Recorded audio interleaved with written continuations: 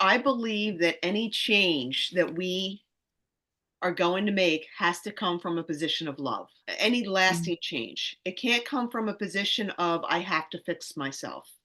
Hey there, welcome to Top of Mind.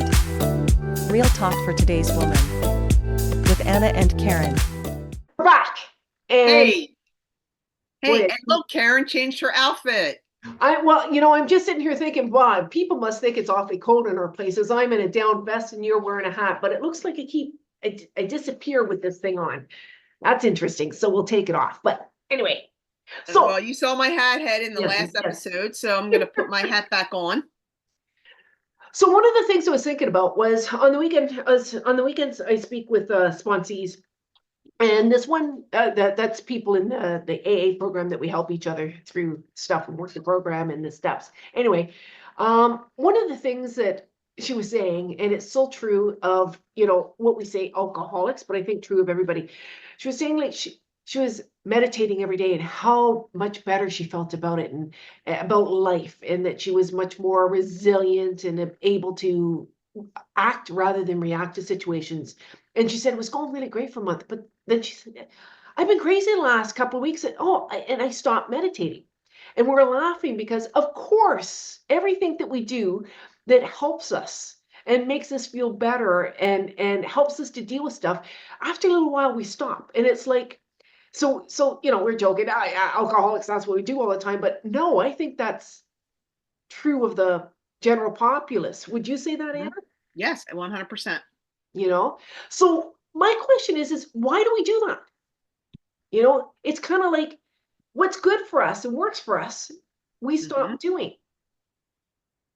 Why is that? Thank you, Dr. Phil. So one of, one of the reasons I think that I do that is oh god, that was so wild.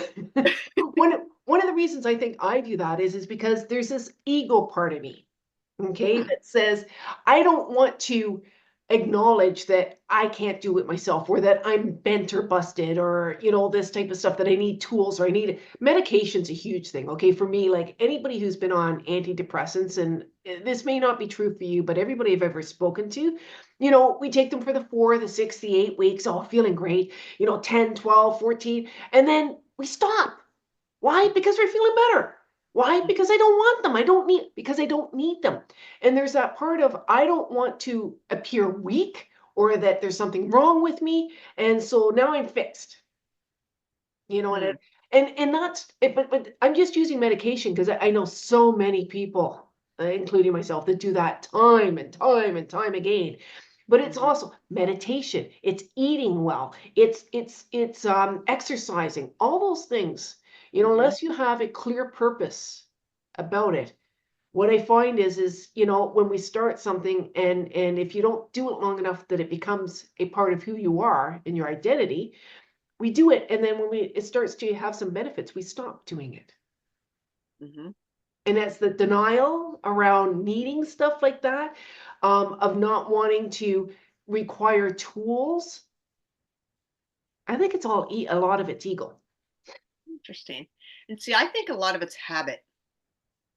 Okay, explain, Lucy, Well, explain.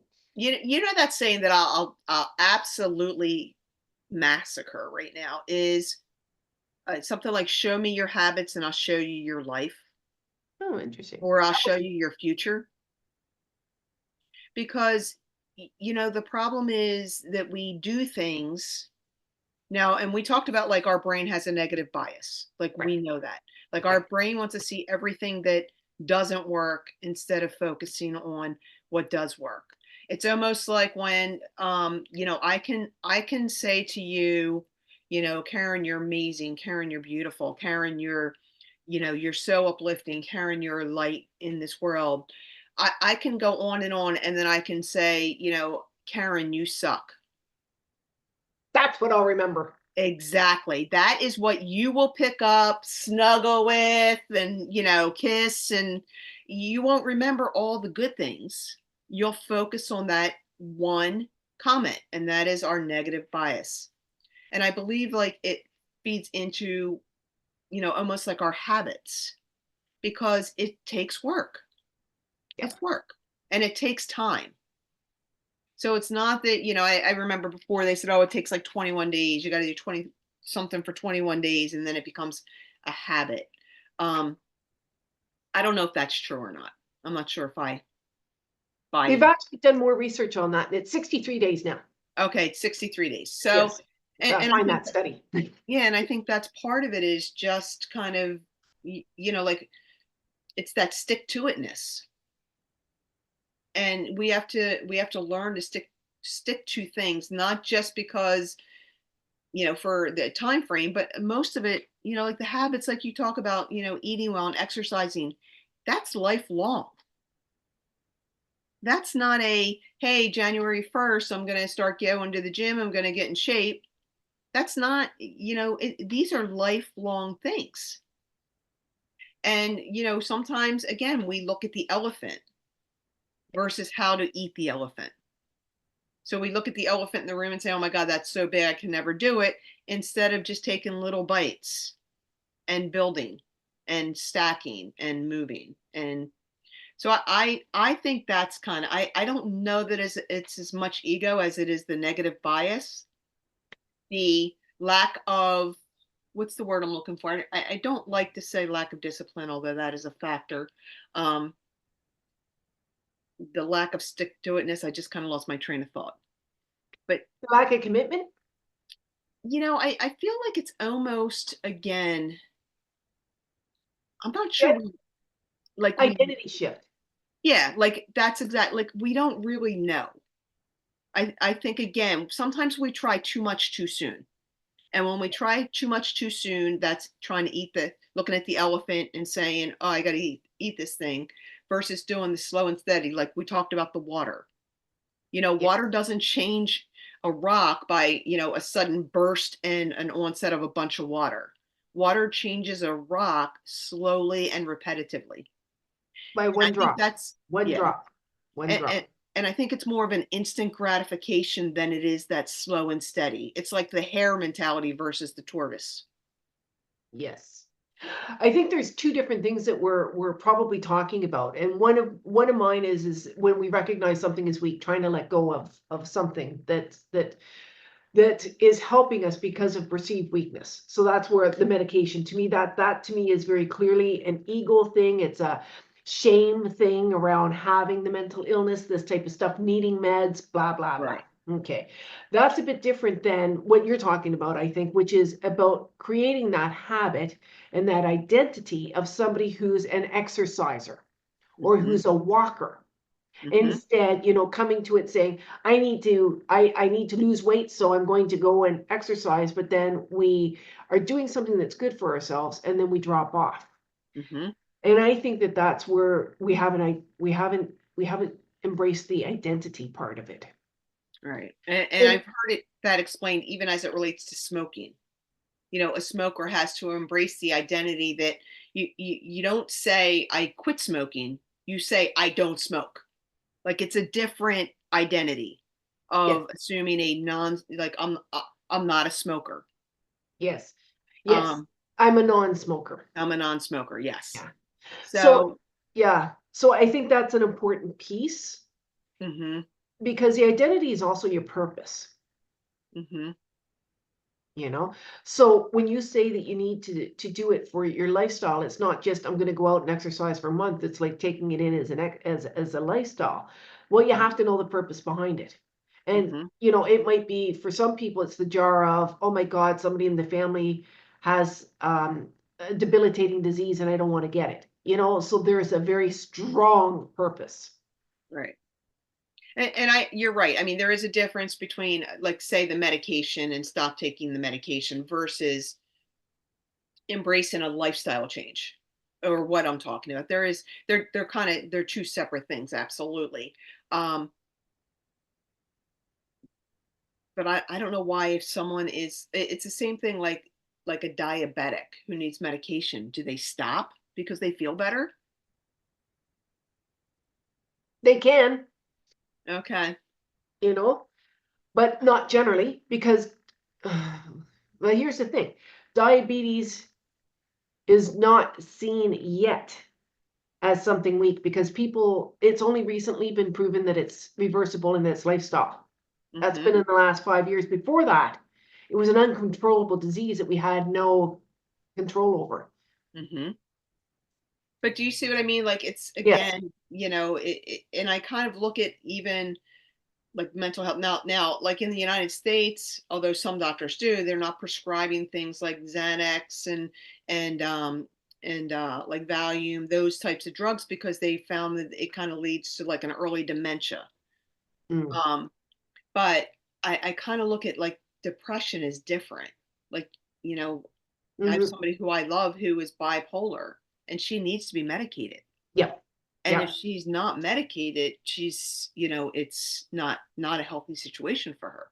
Yeah. And a Um, lot of people will quit those medications because they don't like the way it feels that makes them feel. Maybe sluggish or slow, tired, or numb, mhm.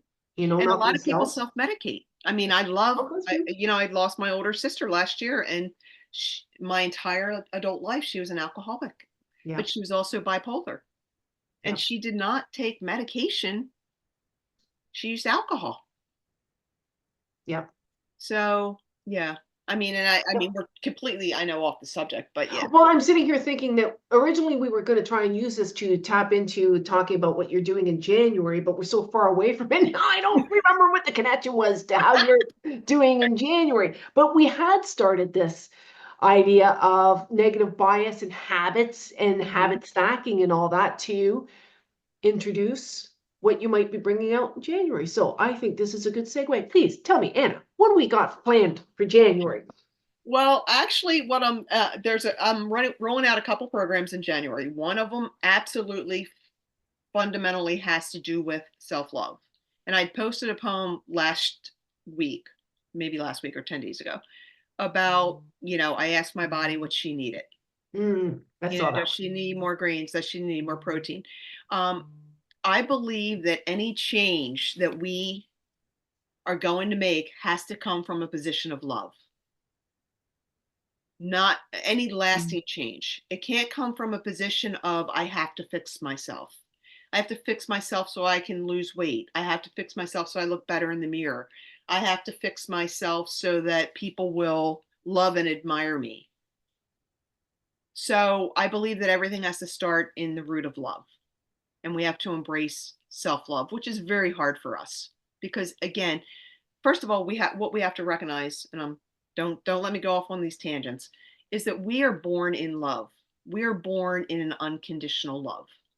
And it's through our programming and our conditioning and beliefs of other people, not just our parents. I mean, a lot of times we want to just blame our parents, but we have a lot of societal influences.